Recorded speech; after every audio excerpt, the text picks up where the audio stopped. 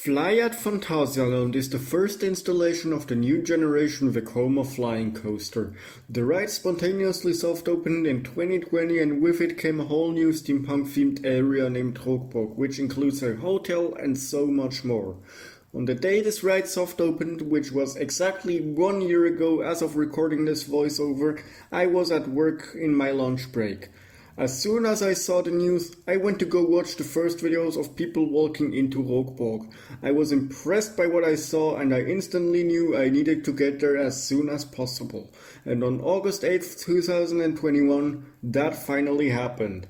I visited Phantasialand with a friend for 3 days this August and I stayed at the Charles Lindbergh Hotel.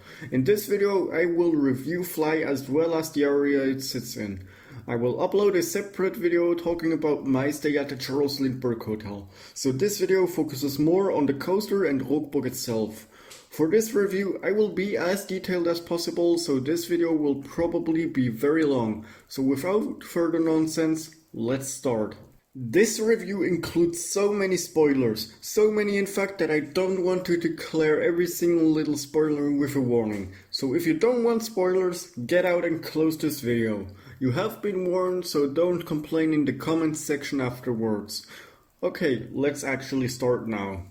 To kick off this review, let's start with the first impression. While most of the people first enter Rookburgh via the entrance in the park in the Berlin section, I entered it through the hotel since we checked in upon arrival and had a special exclusive access point because we were hotel guests. When we first entered Rookburgh, and with that I mean the section that is open to all park guests, I was speechless and literally blown away by how immersive the entire area was. However, I'm going to talk more about Rookburgh itself later in this review. So let's start off with F.L.Y.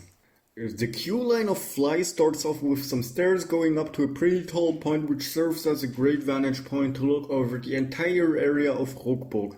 The queue goes around the entire area once and offers some great angles to take pictures, which makes this queue instantly better than the one from Taron. What I especially love with this queue is that there are little to no zigzag style queue sections. There's one small zigzag area at the tallest point of the queue near the start, but that's it. After this zigzag section, you go down some stairs and into a corridor where you can look over the entire area. It's an amazing view. There is also a helix below that corridor where the ride flies by, and it's awesome. After that you walk through an enclosed hallway, a little open section that is completely isolated from the rest of Rookburgh, and another hallway with stairs going down. Then the queue passes by the hotel and goes up again right next to the first launch. After a little corridor next to the first launch, you go down again to ground level and have one final section above the ground there. Once you complete an entire lap, the queue goes underground and you enter a big hall where it splits into separate queues for front row, second to 10th row, single rider and an exclusive queue for hotel guests with quick passes. More details about that will follow in the hotel experience review. Due to the current situation, single rider and front row queues were closed. On several oval screens, an instruction video is playing which explains the loose article policy and how the locker system works.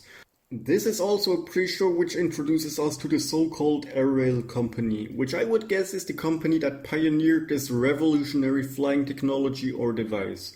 The main dialogue is in German, however there are French, Dutch and English subtitles on the bottom of the screens. In this hall, the queue line officially ends since the main experience technically starts right there. You will get a wristband from an employee that you will use to lock your loose articles in a locker. Beyond that point, you are not allowed to have any loose articles, so naturally I don't have any footage of it. You advance and get into a line for the security check, where you will walk through a metal detector to make sure you don't have any loose articles. When you pass the security check, they split people into two separate lines. They load the trains with people from one line and the next train with people from the other line. They alternate with loading the trains in this pattern, and I don't know why they do that, but I am not a ride operator, so there might be a specific reason that I am not aware of. Unfortunately, they are assigning rows, but if you ask nicely, they sometimes let you go to the requested row. At least this worked in our case when we asked for the back row multiple times. However, you can't ask for the front row. They will deny that request because they are not allowed to let people wait on the side for the next train. I suspect that's because there's not enough space in the station. So the front row is basically just pure luck as of now. You would have to strategically let people in front of you so you end up at the front for the next train. But that is also impossible to predict because of various factors. But after COVID is over, you will be able to wait for the front row since there is a line for that, which I mentioned is not being used currently. After you've been assigned to your row, you go wait at the gate. When you are waiting at the gate and no train is in the station, the lights on the back wall are blue. As soon as the train pulls in, however, the lights turn red in synchronization based on the train's movement. The train is empty and the restraints are open when it pulls in, since there is a separate unloading station. The speed with which the train pulls in is very fast. I'd guess about 30 kilometers per hour. The seats are in an upright sideways position while the track is positioned sideways on the back wall. As soon as the gates open, you get in the train and place your shins into a contraption that holds them during the flight. Then you pull down the ratcheting vest restraints. Now, when you pull down that restraint, staple yourself. You might think it's uncomfortable at first, but let me tell you, I once left room and that ended up being my least favorite ride. If you can't staple yourself, a ride-up will probably do that. Then comes one of the most underrated and one of my favorite parts that I just won't forget. The dispatch. But more about that later in this review. After the dispatch, you go around a 180-degree right-hand turn, a little straight section and another 90-degree turn. Then you go up a lift that brings you to the level of the first launch. This section has a little pre-show dark ride style part. After that lift hill, the ride does another 90-degree right-hand turn while the track goes from a sideways into an inverted orientation, during which the seats also rotate 90 degrees, which make you go into the flying position and be ready to be launched. Now, before I describe the main layout, I just have to mention that I went into this ride without knowing the layout at all, even though I watched the POV. So it was very unpredictable for the first few rides, but the more I rode it, I was able to slowly memorize it. Now I will quickly describe the rough layout of this coaster and I will mention notable elements in more detail after this. The launch is nothing spectacular, it has a little pull but nothing too forceful since the launch is not the main point of this ride. After the launch follows an overbank turn that directly leads into the first inversion, which is a 0G roll. Flighting jumps over the launch track with a little airtime hill which transitions into a 180-degree left-hand turn that also rises up. Following that are two twisted bunny hops and a 270-degree left-hand helix.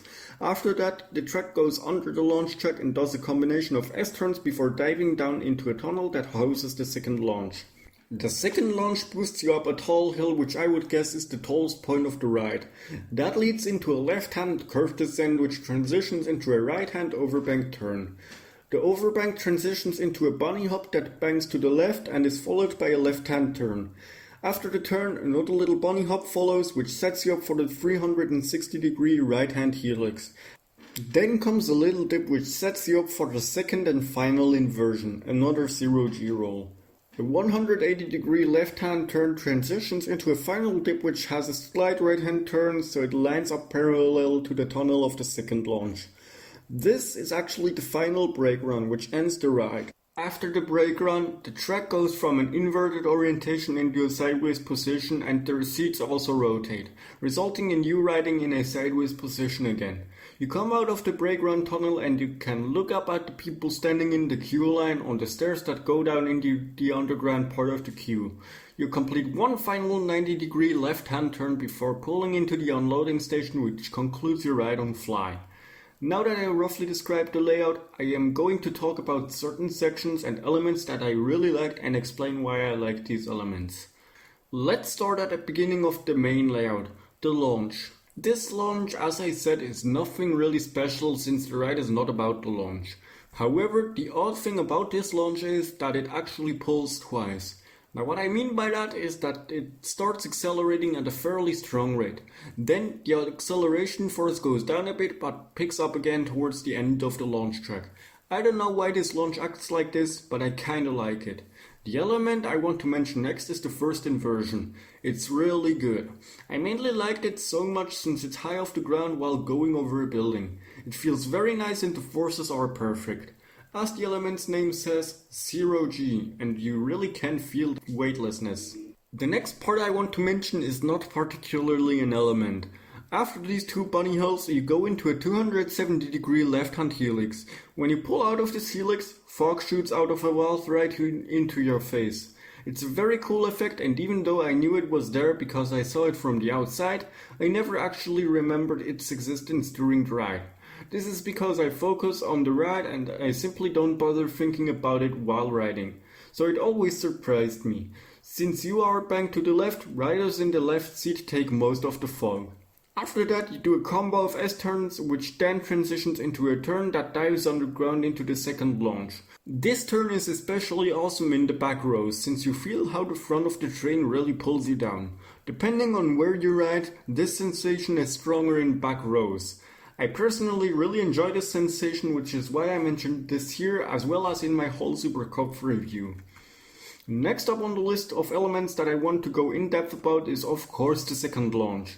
Now I really prefer the second launch in the front, but it has nothing to do with forces. It's about the view. When you are in that tunnel accelerating, you see the end of the tunnel coming closer and closer. The lights on the ground also progressively pass by faster since you launch, and there you really realize how fast you are.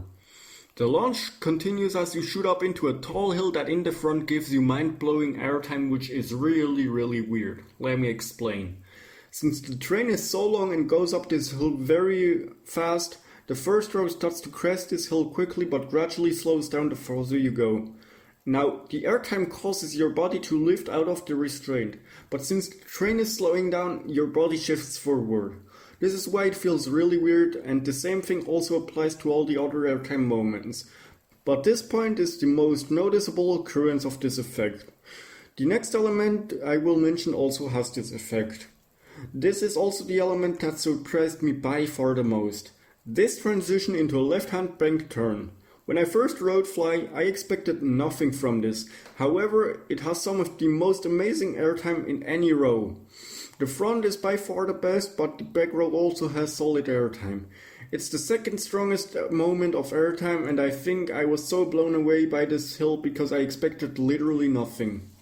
Next up is the helix that is located to the right when you enter Rookburgh. You wouldn't expect it, but this helix is actually quite intense for the position you are riding in. You really feel the G-forces in that helix. I have to say that the G-forces are very sustained and a little too long for comfort, at least in my opinion. After the helix comes the last notable part that I really enjoyed. A dip that gives one last good moment of airtime, which is best experienced in the back, followed by the second and better inversion, which is a 0G roll. This one is like the first 0G roll, but the forces here are a little bit stronger. The first inversion is navigated slower than this one, hence why the first one doesn't quite have the strength of forces as the second inversion. In this 0G roll, you can really feel how it lifts you out of the seat while you are upside down, which is even better in the back. Airtime on an inversion while being upside down is a really cool feeling, and you only really can get that on a flying coaster because of the way your body is positioned. That is all I really wanted to mention in detail about the layout. So let's just quickly mention the exit before I talk about some other things from this ride. So after you ride, you get out and you walk to the exit, which is located on the opposite of the front row. Small corridor brings you to the other side of the lockers, and with your wristband you can unlock your locker and take out all of your stuff. You give the wristband back to an employee that scans them. Only after you return the wristband, the gate lets you exit. That ends your ride experience on F.L.Y, and you are now back in Rookburgh. Now that I reviewed the main ride, I am going to mention other stuff about F.L.Y that I did not mention yet, and also talk about Rookburgh in general. But before I mention other things about F.L.Y, we need to talk about Rookburgh first in order for the other things about F.L.Y to make sense. First, I'm going to mention the elephant in the room, the immersion and the theming. From the point where you enter Rookburgh to the point where you leave, you are fully immersed in the area and you stay in that area. This is true for the queue, the ride on F.L.Y, and the entire area in general.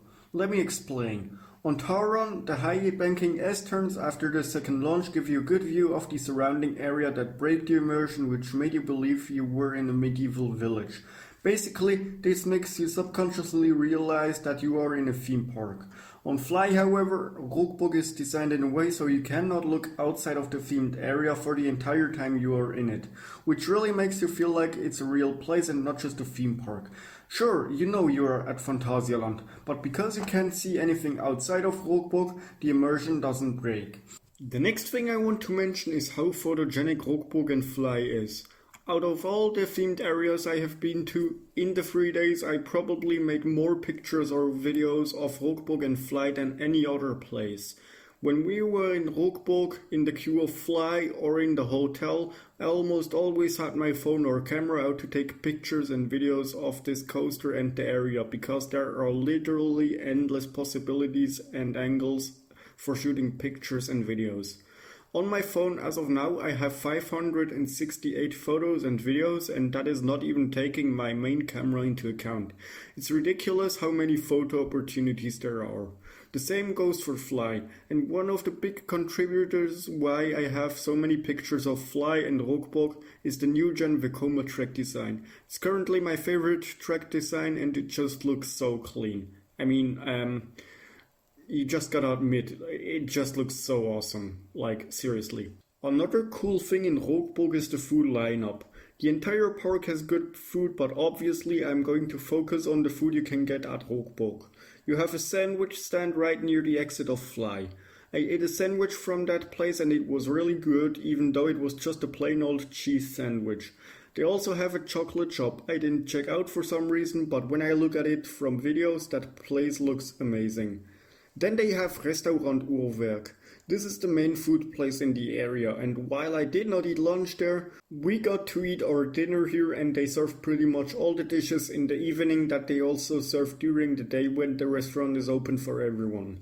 Just to clarify, Uhrwerk is only open to hotel guests in the evening. The food there is excellent, but I'm gonna go more in depth about that food in the review about my hotel experience. Just note that the food there is not for everyone. I am a picky eater and I was lucky that I found something that I would eat, so it's probably not the best place for children. It's also on the more expensive side, so just keep that in mind. The next thing I want to mention is more about the details. There are some subtle and minor effects or details that make this area so lively. One great example is smoke that is coming out of the manhole covers and or the red light inside the manholes. This is such a cool little detail. The area would have been fine without them, but because they added them, it makes the area feel even more alive. Another minor detail is that effect that when a train passes by this section, fog shoots out. This is another effect that makes the area feel even more alive. The third example for subtle details is how literally everywhere there is coal on the ground and some footers are even covered by it. There are also some random things you would expect in a steampunk-themed area.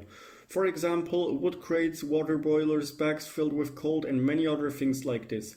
The buildings are also very detailed. Every single one of them looks good and there is no building that looks out of place. Every building also has their own unique little quirks and details which make them all unique in their own way. Now, I can't do a F.L.Y and Rookburgh review without talking about the soundtracks. And oh my god! These soundtracks are so good.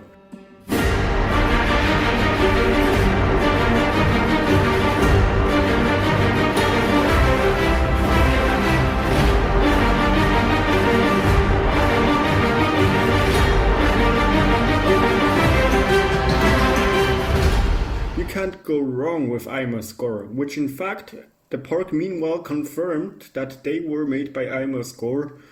IMAscore makes some of the best soundtracks and these are no different. And let me just say, these soundtracks are by far my favorite thing IMAscore has ever made.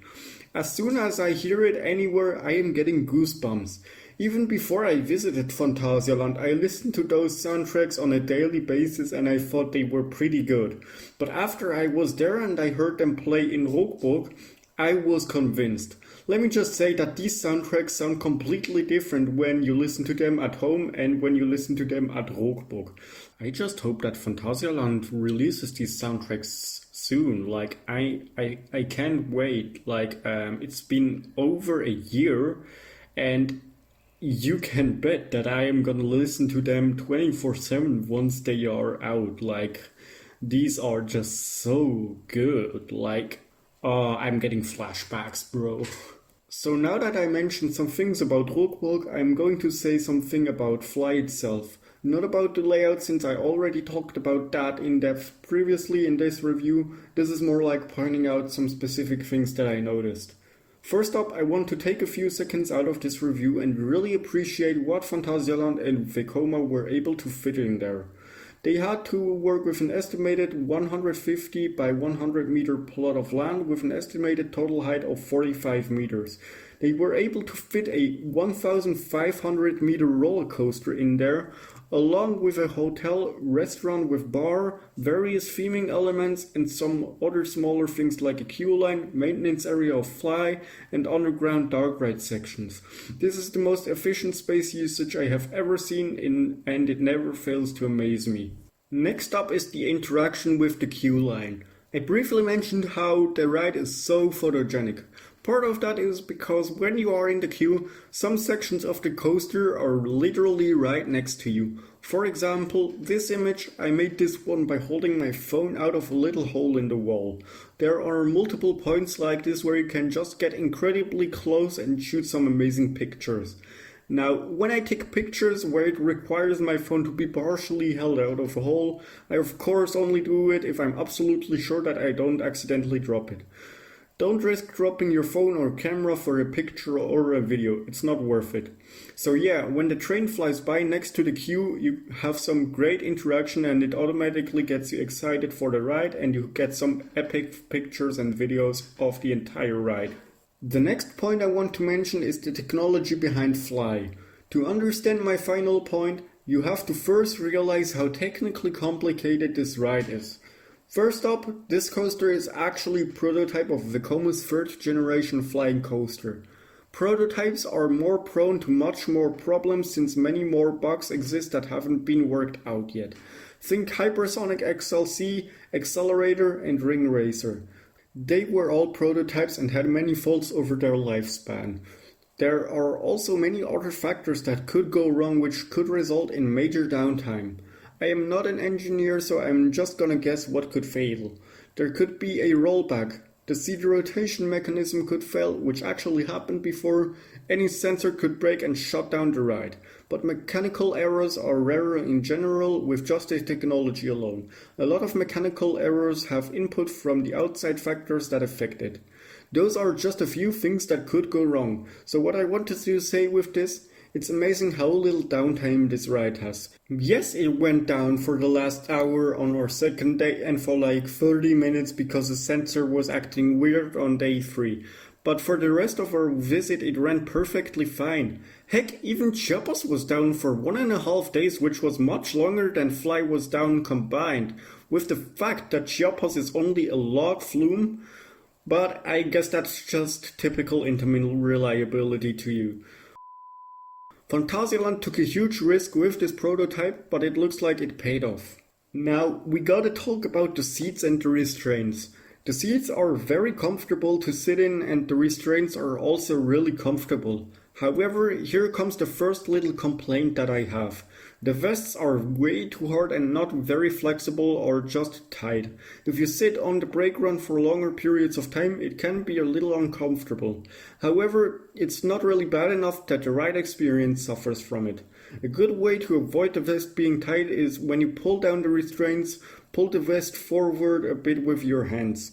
Now, it's really important that you only pull it forward a little bit, since when you pull it forward too much, the ride can get uncomfortable. I once pulled that vest very loose, and because of that, the weight and force distribution during the ride was not how it should have been. That ride ended up being the worst ride I had on F.L.Y. So remember, a tight vest is still better than a loose vest, even though it might not make sense in your head. Another thing I want to point out is how awesome this station looks. It's generally a little darker than the rest of the queue. When you get split up into these two queues before the loading, there is this huge machine that has so many details. So to give you an idea of what the station actually looks like, imagine a London tube station except it's darker and in a steampunk-themed style. This is the best way I can explain it. Or actually, let me show you. Here is a low-quality picture of the station that was published by Amusement Today in the Golden Ticket Award winner magazine. So yeah, as I previously said, this station looks beautiful and it's definitely my new favorite station. Now in the station, one thing that's normally quite forgettable on coasters happens. But that thing is not forgettable in this case. The dispatch. The operators are clear for dispatch. The ride is ready to pull out, but before you actually do, a few effects start going off. Then you start to pull out of the station, and with that, the lights on the wall change from red to blue, and the soundtrack and other sound effects start playing.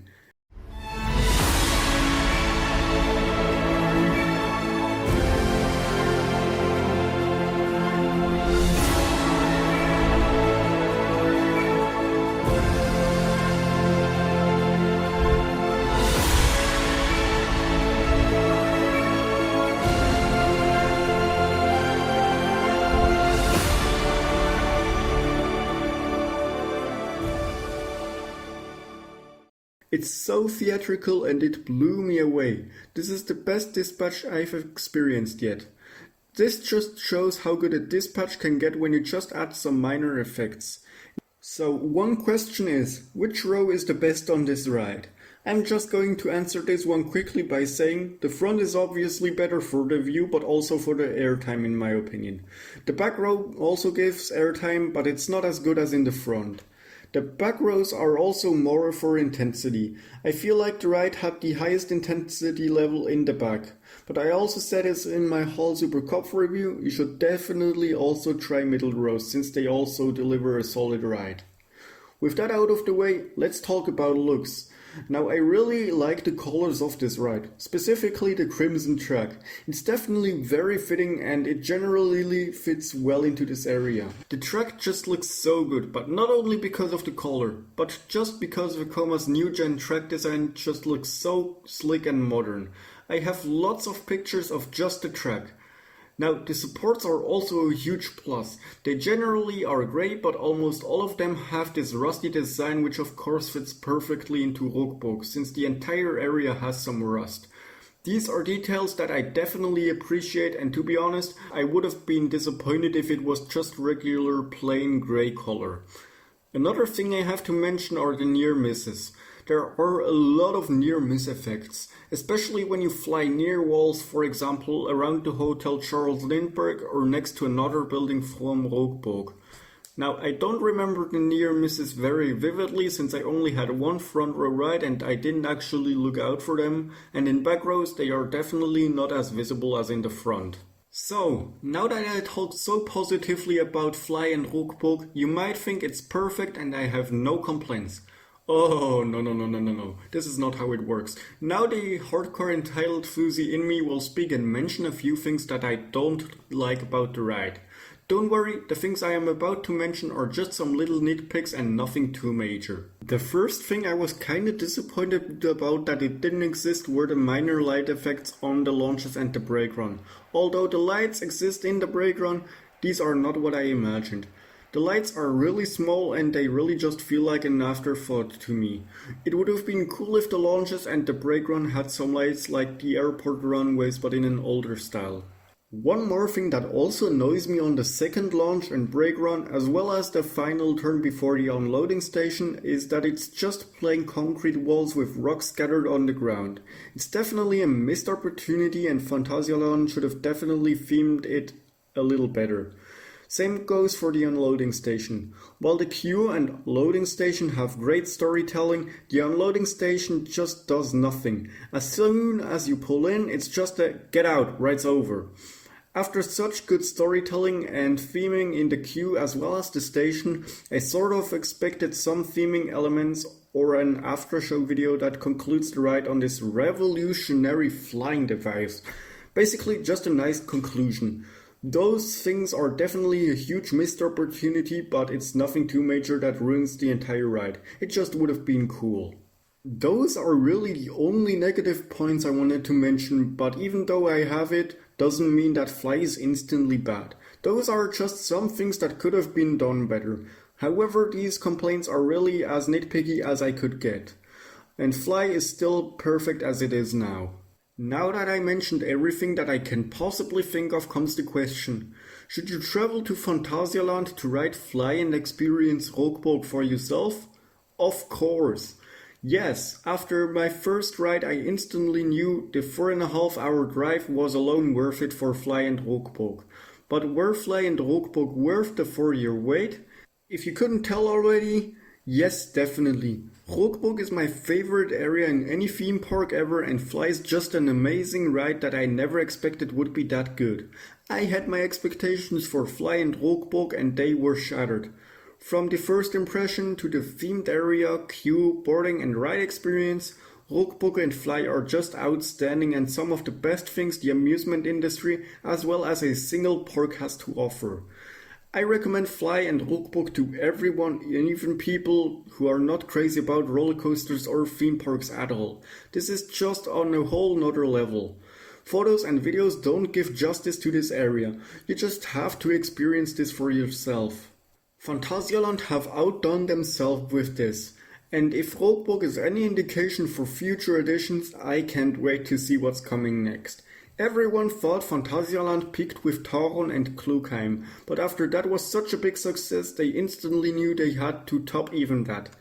Now that F.L.Y and Rookburgh are officially open, they once again boosted the park's popularity just like Taron and Klugheim did 5 years ago. And as I said before, I can't wait to see what is coming next.